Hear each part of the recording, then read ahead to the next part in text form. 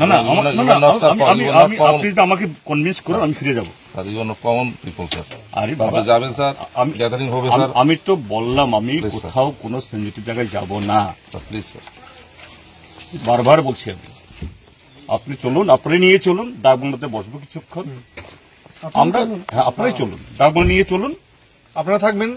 এক দুজন কথা বলতে আসলে আপনারা একজন একজন করে আমরা ডাকবাংলাতে বসবো, আমরা আর কোথাও যাব না। এরপর আর কি কোপারেট করা যাবে আপনাদের সাথে বলুন, আর কি কোপারেট করা যাবে? ফুল কোঅপারেট চাই স্যার। না না এটা কোপারেট নয়। আপনারা আপনাদের একজন সিভিলিয়ানের তার যে রাইটকে আপনারা মনে করবেন যে না আমরা যা খুশি তাই করবো। You can do like this.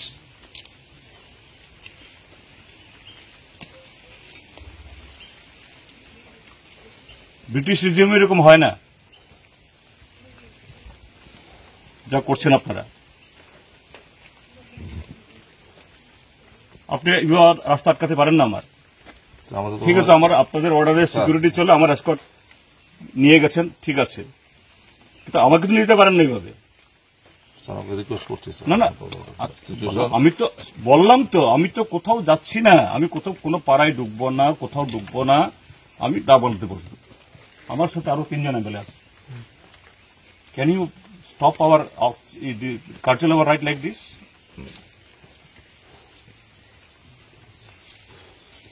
আপনাদের বিরুদ্ধে যদি আমরা প্রিভিলেজ পোর্শন আনি, can you defend you like this? আপনার সবার বিরুদ্ধে আমরা প্রিভিলেজ পোর্শন আনবো তাহলে? ঠিক,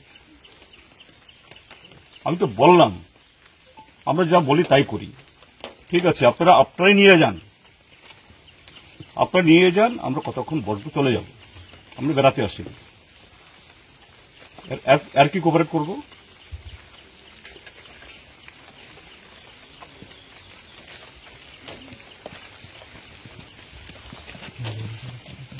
আর কি কোঅপারেট করবো বলুন? আমরা শুধু ডাকবাংলাতে যাব। ঠিক আছে, কথা বলছি।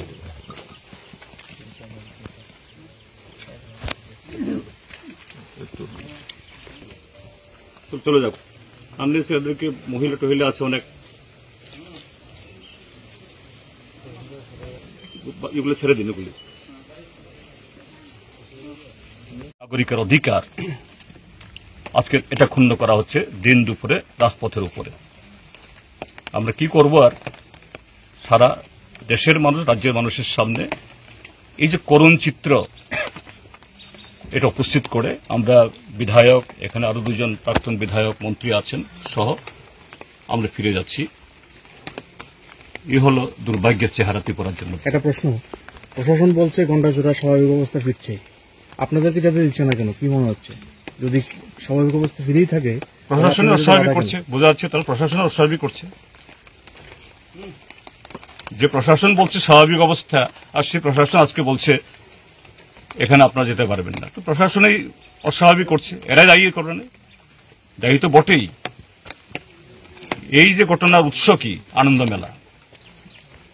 এই আনন্দ মেলার পারমিশন তো এমনি এমনি দেওয়া হয়নি। কিসের ভিত্তিতে, কিসের বিনিময়ে এগুলি দেওয়া হয় সবাই জানেন।